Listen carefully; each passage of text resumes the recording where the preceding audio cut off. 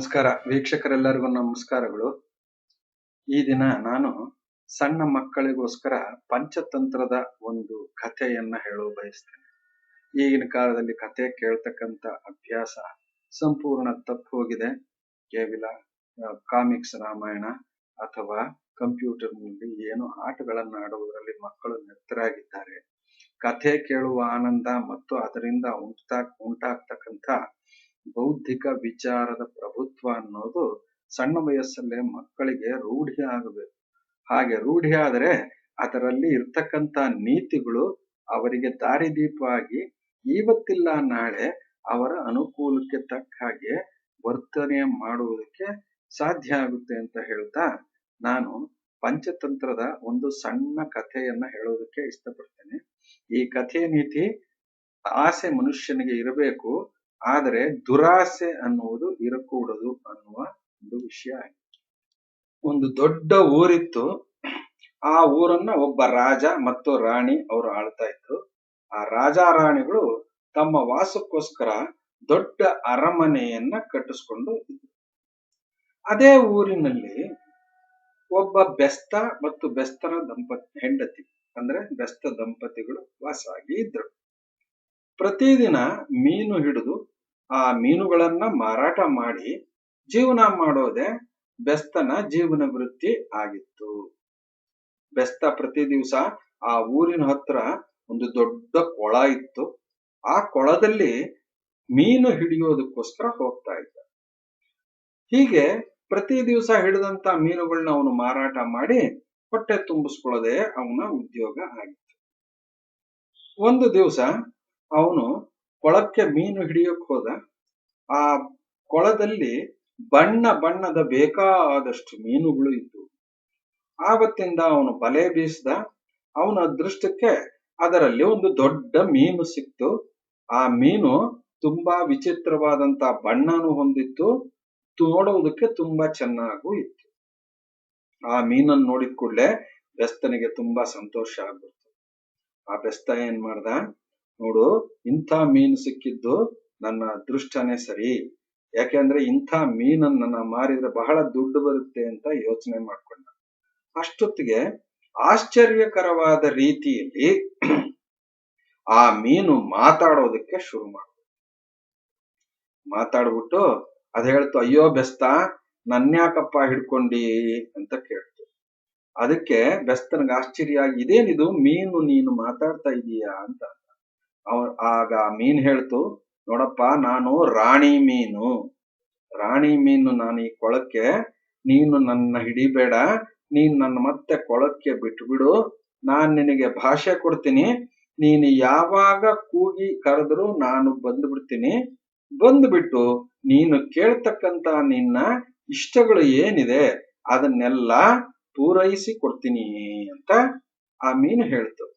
ಆಗ ಬೆಸ್ತ ಏನಂದ, ಆಯ್ತು, ನಿನ್ನನ್ನ ಬಿಟ್ಟು ಬಿಡ್ತೇನೆ, ಆದ್ರೆ ನಾನು ಬಂದು ಕೂಗ್ದಾಗ ಮಾತ್ರ ಬರ್ಬೇಕು, ಹಾಗೆ ವಾಗ್ದಾನ ಮಾಡುವಂದ.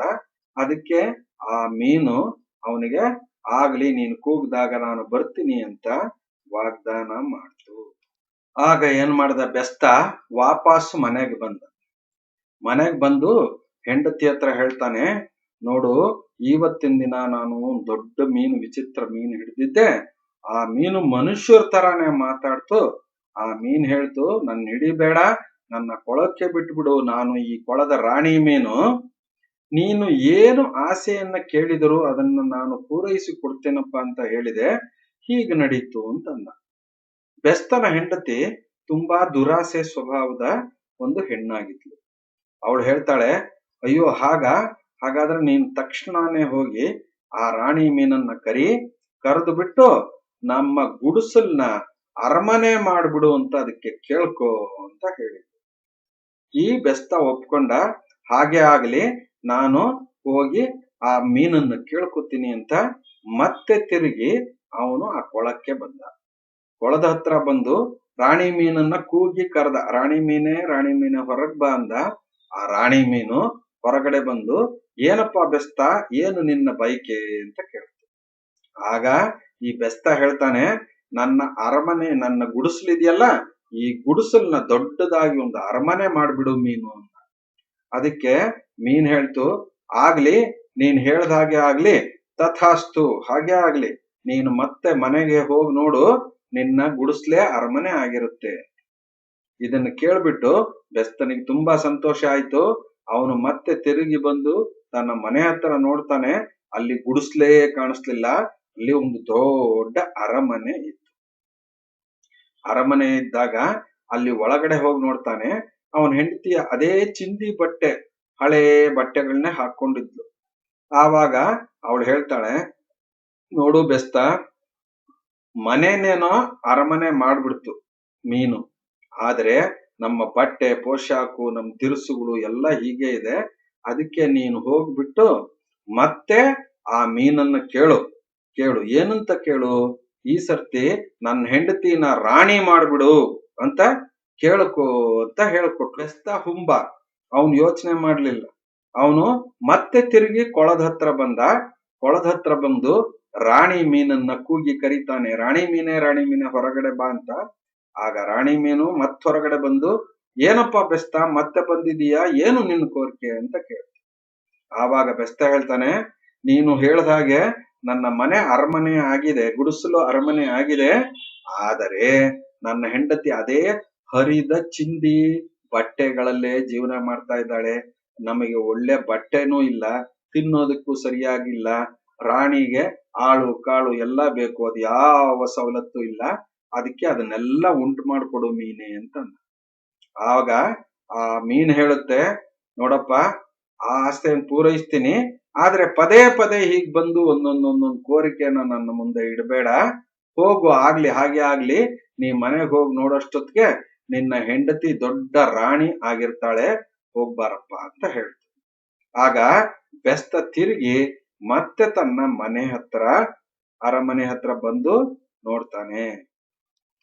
ಬೆಸ್ತ ಬಂದು ನೋಡ್ತಾನೆ, ತನ್ನ ಹೆಂಡತಿನೇ ರಾಣಿ ಆಗ್ಬಿಟ್ಟಿದ್ದಾಳೆ. ಅವಳು ರಾಣಿಯ ಉತ್ತಮ ಪೋಷಾಕು ಡ್ರೆಸ್ ನಲ್ಲಿದ್ದಾಳೆ. ಮನೆ ತುಂಬಾ ಆಳು ಕಾಳು ಎಲ್ಲ ತುಂಬಿಕೊಂಡಿದ್ದಾರೆ. ಎದುರುಗಡೆನೆ ಬಾಗಲ್ನಲ್ಲಿ ಕಾವಲುಗಾರರು ನಿಂತ್ಕೊಂಡಿದ್ದಾರೆ. ಕಾವಲುಗಾರರು ಇವನ್ನ ನೋಡಿದ್ರು. ಇವನು ಚಿಂದಿ ಬಟ್ಟೆ ಹಾಕೊಂಡಿದ್ದ, ಇವನೇನ್ ರಾಜ ಆಗಿರ್ಲಿಲ್ಲ. ಆ ಕಾರಣಕ್ಕೆ ಅವರು ಇವನ್ನ ಒಳಗ್ ಬಿಡ್ಲಿಲ್ಲ. ತಕ್ಷಣ ನಿಲ್ಲಿಸ್ಬಿಟ್ರು, ತಡಿಯಪ್ಪ ಇಲ್ಲೇ ನಿಂತ್ಕೋ ಅಂತಂದ್ರು. ಇವನ್ ಹೇಳ್ದ, ನಾನು ರಾಣಿಯ ಗಂಡ, ನಾನು ಒಳಗ್ ಹೋಗ್ಬೇಕು ಅಂದ. ಅದಕ್ಕೆ ಅವ್ರು ಹೇಳಿದ್ರು, ನಿನ್ನ ಬಿಡಕ್ಕಾಗೋದಿಲ್ಲ, ಒಳಗಡೆ ಬಿಡಕ್ಕಾಗಲ್ಲ, ನೀನ್ ಯಾರೋ ನಮಗ್ ಗೊತ್ತಿಲ್ಲ, ನಮ್ಮ ರಾಣಿ ಆರ್ಡರ್ ಮಾಡಿದ್ರೆ, ನಮ್ಮ ರಾಣಿ ಆಜ್ಞೆ ಮಾಡಿದ್ರೆ ಮಾತ್ರ ನಿನ್ನನ್ನ ಒಳಗೆ ಬಿಡೋಲಾಗುತ್ತೆ ಅಂತ ಹೇಳಿದ್ರು. ಅವನು ತುಂಬಾ ಹೇಳಿದ ಮೇಲೆ ಕಾವಲುಗಾರ ಏನ್ ಮಾಡಿದ್ರು, ಸೀದಾ ಒಳಗಡೆ ಹೋಗಿ ಮಹಾರಾಣಿಯ ಹತ್ತಿರ ಹೋದ್ರು. ಮಹಾರಾಣಿ ಹತ್ರ ಹೋಗಿ ಅವ್ರು ಕೇಳ್ತಾರೆ, ಯಾರೋ ಚಿಂದಿ ಬಟ್ಟೆ ಹಾಕೊಂಡಿರೋ ವ್ಯಕ್ತಿ ಅರಮನೆ ಬಾಗಿಲಲ್ಲಿ ನಿಂತ್ಕೊಂಡಿದ್ದಾನೆ, ಇವನು ನಿನ್ನ ಗಂಡ ಅಂತ ಹೇಳ್ತಾ ಇದ್ದಾನೆ, ನೀನು ಬಂದು ನೋಡ್ಬೇಕು, ಹಾಗಾದ್ರೆ ಮಾತ್ರ ಅವನ ಒಳಗ್ ಬಿಡ್ತೀವಿ, ಇಲ್ಲಿ ಬಿಡಲ್ಲ ಅಂದು. ಅದಕ್ಕೆ ಈ ಬೆಸ್ತನ ಹೆಂಡತಿ ರಾಣಿ ಆಗಿದ್ದವಳು ಬಂದು ನೋಡ್ತಾಳೆ. ಅವಳಿಗೆ ಹಿಂದಿಂದೆಲ್ಲ ಮರ್ತೇ ಹೋಗಿತ್ತು. ಇಲ್ಲಿ ಬಂದು ನೋಡಿದಾಗ ಇವನ್ ಯಾರೋ ಚಿಂದಿ ಬಟ್ಟೆ ಹಾಕೊಂಡಿರ್ತಕ್ಕಂತ ಭಿಕ್ಷುಕನ ತರ ಕಾಣಿಸ್ತಾ. ಆವಾಗ ಅವಳು ಹೇಳಿದ್ಲು, ಇವನ್ ಯಾರೋ ನನಗ್ ಗೊತ್ತಿಲ್ಲ, ಮೊದ್ಲು ಇವನ್ನ ಇಲ್ಲಿಂದ ಹೊಡೆದು ಆಚೆಗೆ ದಬ್ಬ್ರಿ ಅಂತ ತನ್ನ ಕಾವಲುಗಾರರಿಗೆ ಅವಳು ಆಜ್ಞೆ ಮಾಡ್ತಾಳೆ. ಹಾಗೆ ಮಾಡಿದ ಕಾವಲುಗಾರರು ಇವನ್ನ ಹೊಡೆದು ಬಿಟ್ಟು ದಬ್ಬು ಬಿಟ್ರು. ಹೊರಗಡೆ ಇವನು ಬಂದು ಅರಮನೆ ದ್ವಾರದಲ್ಲಿ ಬಿದ್ದ. ಆವಾಗ ಇವನಿಗೆ ಬೆಸ್ತನಿಗೆ ಜ್ಞಾನೋದಯ ಆಯ್ತು. ನಾನು ಈ ತರ ಮಾಡಿದ್ ಸರಿಯಲ್ಲ, ಹೀಗೆ ಮಾಡಿದ್ರಿಂದ ನಾನು ನನ್ನ ಹೆಂಡತಿನೇ ಕಳ್ಕೊಂಡ್ಬಿಟ್ನಲ್ಲ ಅಂತ ಅವನಿಗೆ ತುಂಬಾ ಬೇಜಾರಾಯ್ತು. ಆಗ ಅವನು ಮತ್ತೆ ಕೊಳದ ಹತ್ರ ವಾಪಸ್ ತಿರುಗಿ ಬರ್ತಾನೆ. ತಿರುಗಿ ಬಂದಾಗ ಮತ್ತೆ ರಾಣಿ ಮೀನನ್ನ ಕೂಗ್ತಾನೆ, ರಾಣಿ ಮೀನೆ ಹೊರಗ್ ಬಾ ಅಂತ. ಅದು ಹೊರಗೆ ಬಂತು. ಹೊರಗ್ ಬಂದು, ಯಾಕಪ್ಪ ಬೆಸ್ತ, ನೀನ್ ಹೇಳಿದ್ದೆಲ್ಲ ಕೊಟ್ಟಿದ್ರು ಮತ್ ನನ್ ಕರಿತಾ ಇದ್ದೀಯಾ ಅಂತ ಕೇಳ್ತು. ಆವಾಗ ಅವನು ಹೇಳ್ದ, ರಾಣಿ ಮೀನೆ, ನಾನು ತಪ್ಪು ಮಾಡ್ಬಿಟ್ಟೆ, ನನಗೀಗ ಬುದ್ಧಿ ಬಂದಿದೆ, ನನ್ನ ಹೆಂಡತಿಯೇ ನನ್ನನ್ನ ಹೊಡೆದು ಹೊರಗೆ ಹಾಕಿಸ್ಬಿಟ್ಲು, ಇಂಥ ಹೆಂಡತಿನ ಇಟ್ಕೊಂಡು ಸಂಸಾರ ಇಟ್ಕೊಂಡು ಪ್ರಯೋಜನ ಇಲ್ಲ, ನಮಗೆ ಈ ಆಸ್ತಿ ಏನು ಬೇಡ, ಮೊದ್ಲು ನಾವ್ ಹೇಗಿದ್ವಿ ಹಾಗೆ ನನ್ನ ಗುಡಿಸಲ್ ಮಾಡ್ಬಿಡು ಅರಮನೆನ ಅಂತ ಅಂದ. ಆವಾಗ ರಾಣಿ ಮೀನು, ಇನ್ನು ಮೇಲಾದ್ರೂ ದುರಾಸೆ ಪಡೋದ್ ಬಿಡಪ್ಪ, ಆದ್ರೆ ಪದೇ ಪದೇ ನೀನ್ ಇನ್ ಮೇಲೆ ಕೊಳಕ್ ಬಂದ್ ಕರೆದ್ರೆ ನಾನ್ ಬರೋಲ್ಲ, ಇದು ನಿನ್ನ 3ನೇ ಕೋರಿಕೆ, ಇದನ್ನ ತೀರಿಸ್ತೀನಿ ಅಂತ ಹೇಳಿ ಆಗ್ಲಿ ಹೋಗು ನೀನ್ ಮತ್ತೆ ಹೋಗಿ ನೋಡಿದ್ರೆ ನಿನ್ನ ಅರಮನೆ ಮತ್ತೆ ಹಿಂದಿನ ತರಾನೇ ಗುಡಿಸ್ಲಾಗಿರುತ್ತೆ, ನಿನ್ನ ಹೆಂಡತಿ ಹಿಂದಿನ ತರಾನೇ ಚಿಂದಿ ಬಟ್ಟೆ ಉಟ್ಕೊಂಡೇ ಇರ್ತಾಳೆ, ಹೋಗಪ್ಪ ಅಂತ ಹೇಳಿ. ಸರಿ ಅಂತ ಇವನು ವಾಪಸ್ ಬಂದು ನೋಡ್ತಾನೆ, ಆ ಮನೆ ಅರಮನೆ ಇದ್ದಿದ್ದು ಹೋಗಿ ಮತ್ತೆ ಇವನ ಹಳೆಯ ಭಿಕ್ಷುಕ ಕುಟೀರಾನೇ ಆಗಿರುತ್ತೆ. ಆದ್ರೂನು ಅವನ ಹೆಂಡತಿ ಅವಾಗ ಅವನನ್ನ ಮಾತಾಡಿಸ್ತಾಳೆ, ಬಾ ಅಂತ ಕರೀತಾಳೆ. ಇದರಿಂದಲೇ ಸಂತೋಷ ಪಟ್ಕೊಂಡಂತ ಬೆಸ್ತ ಇನ್ನು ಮೇಲೆ ನಾನು ದುರಾಸೆ ಪಡಬಾರದು ಅನ್ನೋ ಒಂದು ನೀತಿಯನ್ನ ಕಲ್ತ್ಕೋತಾನೆ. ಇದರಿಂದ ಮಕ್ಕಳೇ ನೀವುಗಳು ಕಲಿಬೇಕಾಗಿದ್ದು, ಅತಿ ಆಸೆ ಗತಿ ಕೆಡಿಸುತ್ತಾದ್ರಿಂದ ಯಾವಾಗ್ಲೂ ದುರಾಸೆ ಪಡಬಾರದು ಅನ್ನೋ ಒಂದು ನೀತಿನ ನೀವು ತಿಳ್ಕೊಡ್ರಿ ಅಂತ ಹೇಳ್ತಾ ಈ ಕಥೆನ ಮುಕ್ತಾಯ ಮಾಡ್ತಾ ಇದ್ದೇನೆ. ನಮಸ್ಕಾರ.